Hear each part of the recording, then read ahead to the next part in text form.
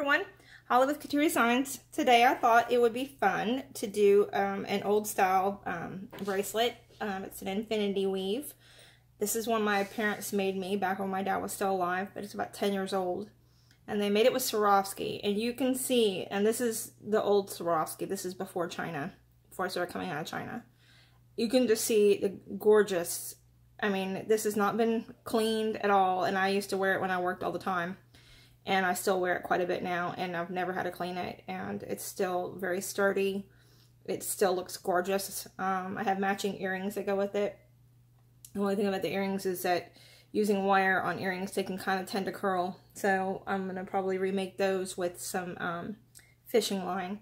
But this is just beautiful to me. And so I wanted to kind of carry that tradition over for Christmas presents. I have 4 daughters. 3 of them by birth and 1 of them by marriage. So I wanted to make them each one that out of a color they liked. They don't know that I'm making a bracelet. I just asked them what color they liked. But anyway, so I went and got out of estate sale stuff. I got these toggles. They're Swarovski, and I have them where they kind of match the colors. This one kind of matches this green. I used the same color for this darker green, which is like a khaki color. But because I didn't have anything that color, but it still matches really pretty. And I'm going to make matching earrings for them. I already did on one of them. You can see, I'll show you. So I made that matching earrings. And this was made with fishing line, and it really holds up much better than the other. You can see the ones my parents made me. They're curling. And so, although the beads are just beautiful and it's withstood being in my ears, that stuff, it's just, it's a curling, and it's from the wire. The wire's making it curl. So, I'm going to use fishing line, whatever you want to call it, but I call it fishing line because that's what it is. So, anyways, I made that out of these, and this came out really pretty, and I used sterling silver jackets. I'm going to have to figure something out because I don't have any more sterling silver left. So I'm going to have to figure something out for that. But anyways, because I'm trying to use everything I have without getting, new stuff. But my daughters do need, I do want to give my daughter something nicer than, a little bit nicer than I would do outside. So it makes great Christmas presents.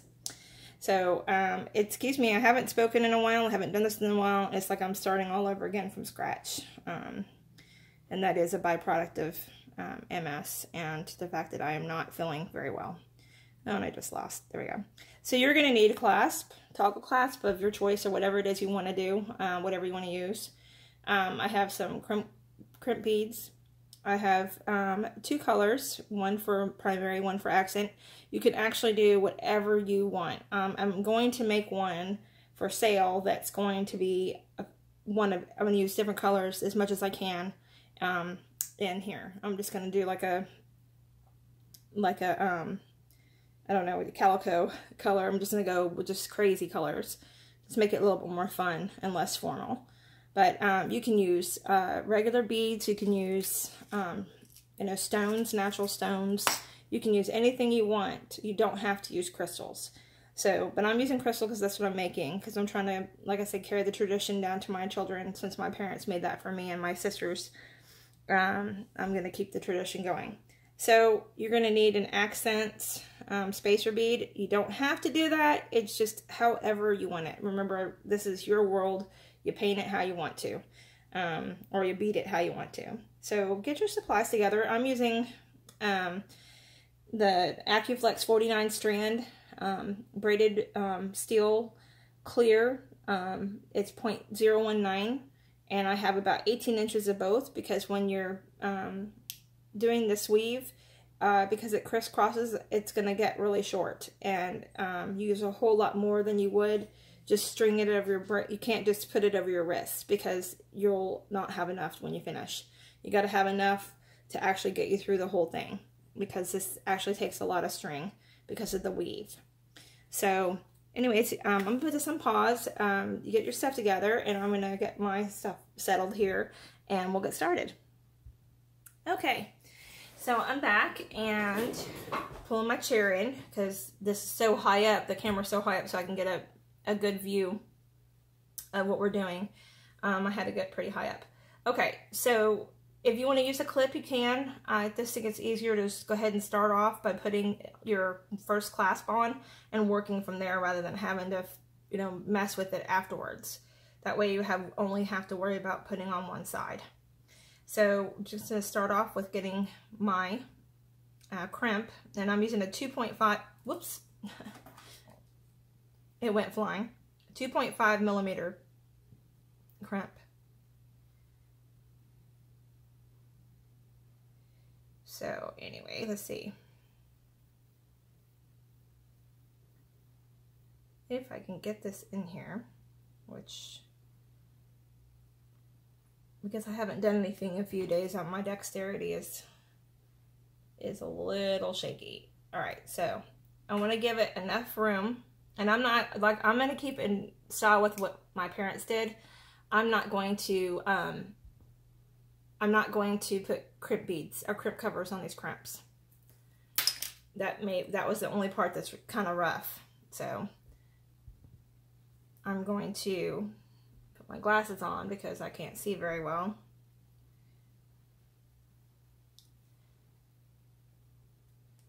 And I left a little bit more right here because I don't want it too close to the edge, to the end, because I don't want it to rub against the wire and it just starts rubbing and rubbing and rubbing and eventually will fray. So you try to get a good, nice crimp on this, and since this is the beginning, if it doesn't work, go ahead and clip it off and do it again. Just clip it, you know, clip it as close to the crimp as you can get it to start over, so you don't waste too much of your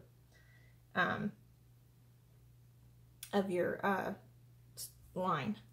And this is not exactly how I want it, so I can take my crimp and try it again. And they like to slip and pop. Okay, so all right, that's good for me. That's good for tutorial. All right, so you want to clip off the end as close to the edge as you can. You can feel for burrs and make sure, be careful they don't cut yourself, but you can feel for burrs. And if you do have a little bit of a burr, just take your handy dandy nail file. I use a coarse one, which is how my nails got messed up. And make sure you don't saw on your wire because you'll get it off. So I just do a little bit because my beads are going to cover that up. Okay, I'm going to get my next one. And this is where it gets a little bit tricky. Oh, there's several. I thought it was a gold there for a second. It is a little tricky to get the second one on when you're trying, because the wire gets in the way. So if you can, just try to put it to the side. Come in the same way. Get it on the other area.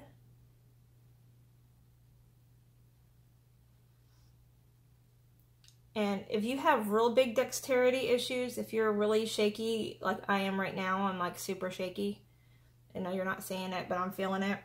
I'm doing everything I can to keep my body from doing a really big shake here.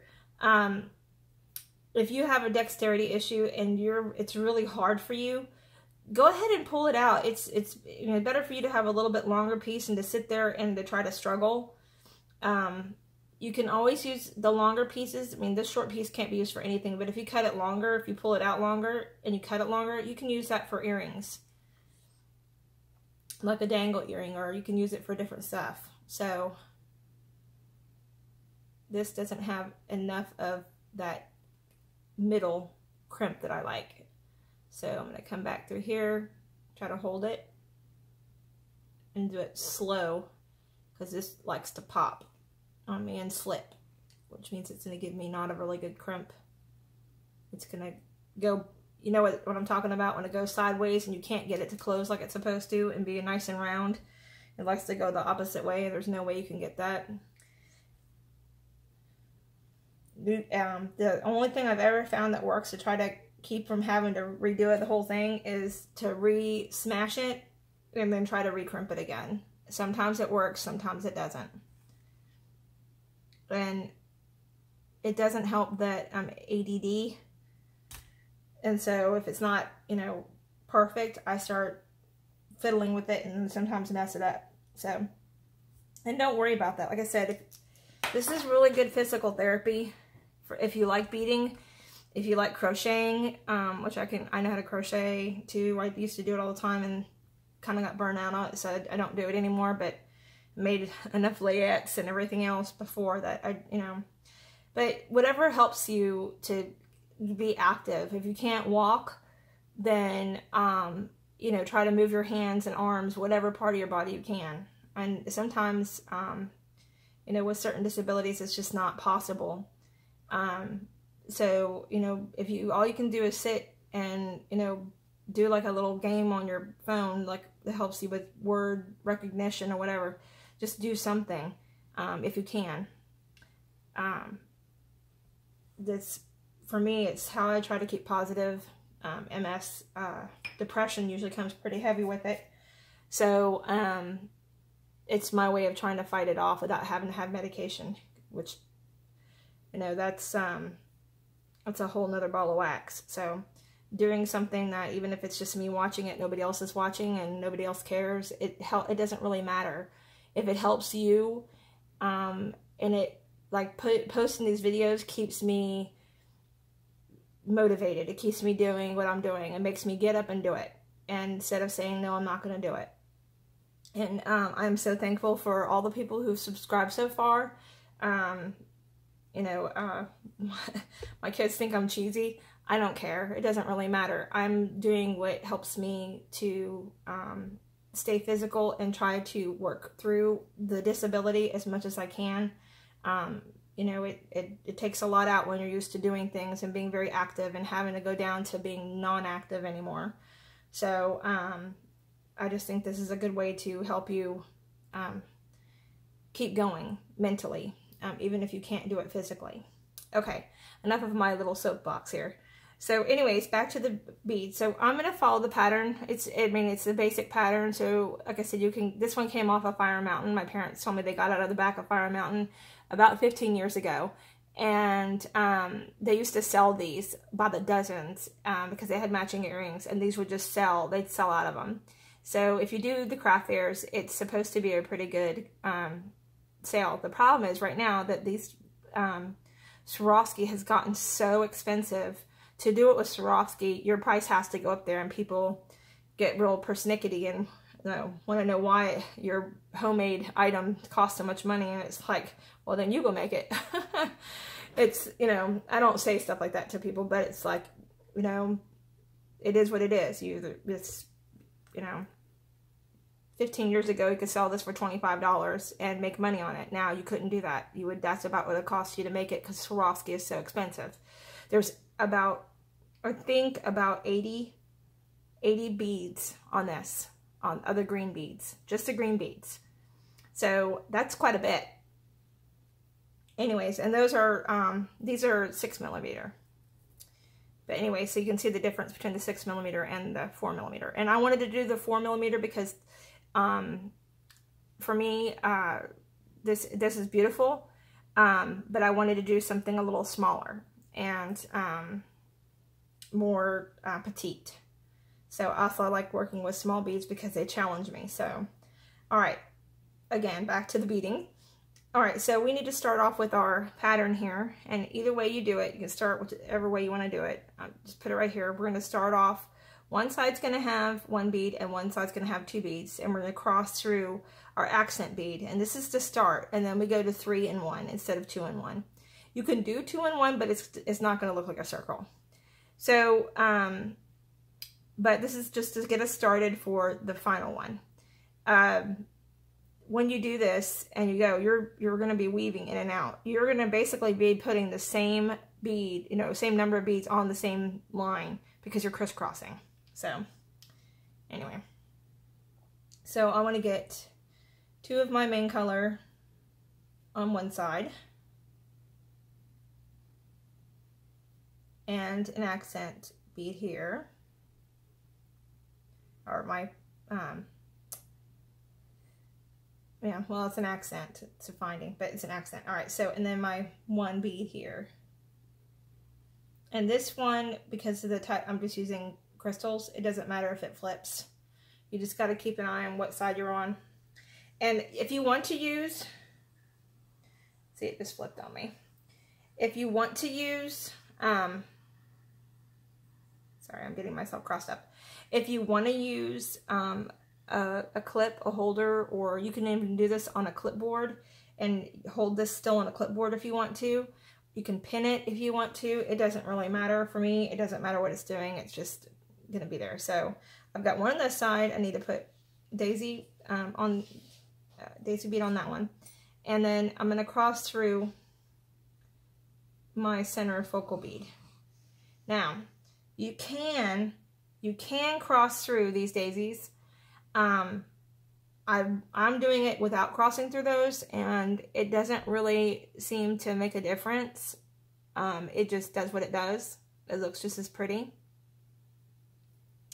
So I'm just crossing through the bead.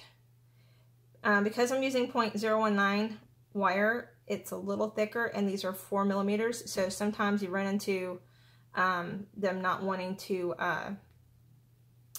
go through, but you're just, if you have to get a smaller line, then do that. They have the different dimensions. Okay, so there's my first one. Isn't that pretty? I have 2 requests for green. So my daughter likes the dark military looking green, which is why I like forest green, and so I use that for her. And then my daughter-in-law likes green. I think it's more of an emerald green, so it's more of a lighter peridot color. All right, so now that I've done this, I've crossed through, I'm going to go to 2 on this side and 1 on this side. And I'm going to put it on pause after I get going, because it's a basic stitch until the length that you need it. So we don't need to, we've already been here for 17 minutes because I talk too much. But again, it's, you know, this is part of physical speech therapy that costs absolutely nothing. All right, so there's 2 on one side, and then I'm going to put my accent beads here.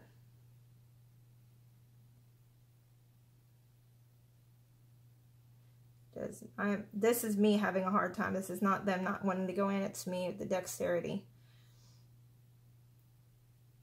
All right, so, and then I'm going to cross through my middle bead.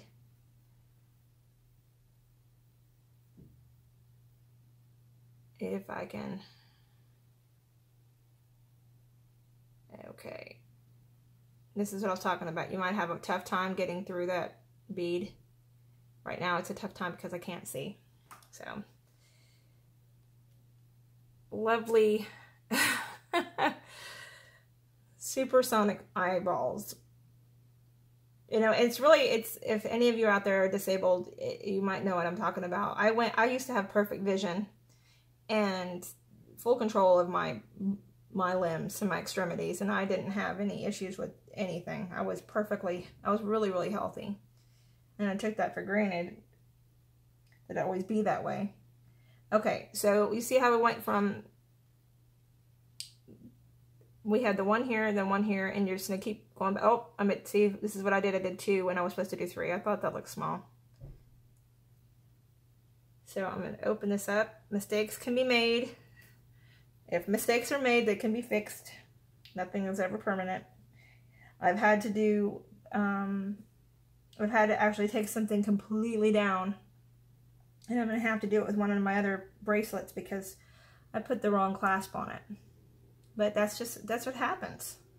So, don't let it get to you. Just like, okay, well. Oh, see, I just did it again because I'm talking. I need to shut up. All right. Silver bead.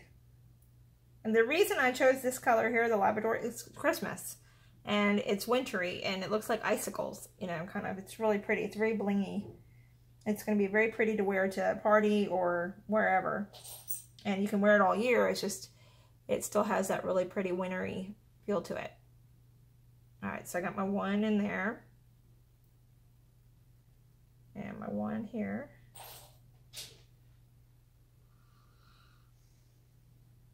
and I'm gonna have an issue getting it in that hole because I'm trying to show this is what happens. You try to demonstrate something for somebody and something always happens. Let me get a different one.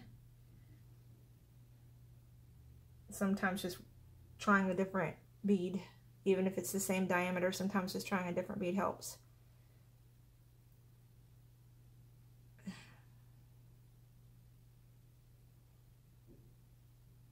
And it's one in. So here's another trick. If it won't go on the one side,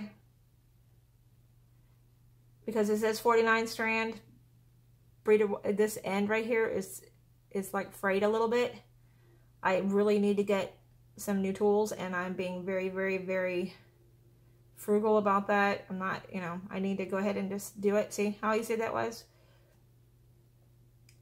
All right, so you're gonna pull that down. Sometimes just coming at it from a different angle, just like everything else in life, helps you. Okay, so now we have the 3. Now I'm gonna go through and I'm just gonna keep switching. So now I'm gonna put 1 on this side and 3 on this side. And then I'm gonna just keep going back and forth until I get it the length that I want. And if you need to find out from, if you're gonna make a gift, you need to find out from whoever, have them measure their wrist with the string and just give you what it is. The average size is a 7, kind of like the finger is a size 7, so you can go off of that too. And you just wake it out till this is actually 7 inches or whatever. Remember, your clasps are included in that figure. Otherwise it'll be too big. Okay, so I'm gonna put this on pause. I'm gonna finish this up to the length I need it, and then I'm going to come back and show you how to close it off. I'll be right back. Okay, and we're back. So I've finished this off. You know, I got to the length that I wanted. Sorry about that. Anyways, and so I have my last beads on here that I want to put that match this end over here. So I've got 2 on one side and 1 on the other, just going the opposite like I did there. You can, like I said, you got to measure it out to the length that you're going to need, but you're going to go from clasp to clasp, not bead to bead. You only do bead to bead when you're doing like a stretch bracelet. Okay, so I have this. I'm going to pull my chair in here so I can sit down and see what I'm doing. Alright, so my glasses on. So it's the same as we did there, but it's a little more difficult because you've got these beads on here now versus where you had nothing to contend with over there. So I'm just going to put this through here. And like I said, it's better to have extra than to be short on your line. So I'm going to give it, I want to do the same thing as I did here. I want to give it enough room like I did over here so it matches. So I'm going to take these 2 off over here so I don't have to worry about stuff falling off. Okay, and I'm going to take my line and I'm going to do it about the same distance as I did these. I'm going to take my crimper and give it just a little bit of room. See, just a little bit of room on that. Don't worry about this falling up and it'll close off in just a minute. We'll give it just a little bit of room, and then I'm going to close it shut, and then I'm going to cut this off. And I can pull on this one. Make sure you don't pull it to where you get the actual crimp. You just want to pull it up to the crimp and then cut it off. And I can use this extra. I can actually make a bracelet where I'm not braiding something. I actually can make a bracelet. It's long enough to do a bracelet with a clasp for a single strand. Okay. Now I'm going to take this side here and put my 2 beads on it.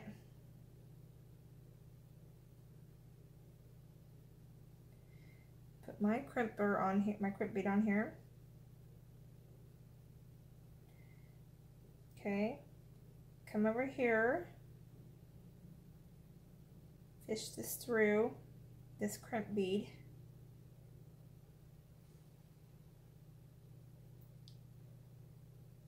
This is definite dexterity issues.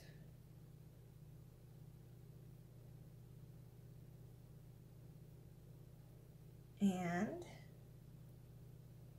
pull it nice where we're gonna want it.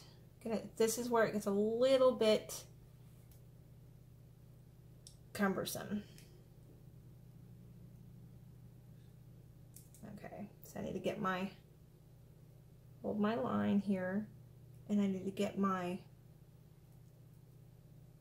crimp tool in between the line and the thing, so I don't crush my crystals. And I'm just gonna slowly, so I can make sure I have the same distance, and then I'm gonna pinch it off. Nice crimp. That was a nice crimp. So got that. It's in there about the same distance as we have on the other end. I'm gonna take my tool. I'm gonna go all the way, if I can get in there, go all the way to the crimp bead and pull it and snip it off. And this is enough for a child's bracelet, or you can use it to make earrings and or something that dangles. So here we go. Isn't that beautiful? Now this has some give in it. It's a braid, so it has a little bit, like if you pulled on a hair braid, it has a little bit of give in it because we're going back and forth. You see this beautiful, let's see if I can get this to focus in. There we go. You see how gorgeous that is? It's just offset. It's very Christmas, you know, Christmassy is not the right word. It's very pretty. It's very elegant. It can be worn at Christmas, or you can wear it all year round. But it's very, this half Labrador really sparkles like a diamond. It really looks. You can see it even down here. If I can get it to focus in down here, you can see how this looks like little diamonds. Okay, well, I hope you enjoyed this tutorial, and I hope that you have a blessed day. If you like the video, give it a like. If you want, subscribe. Appreciate everybody who subscribed and all the nice thoughts. So y'all have a blessed day.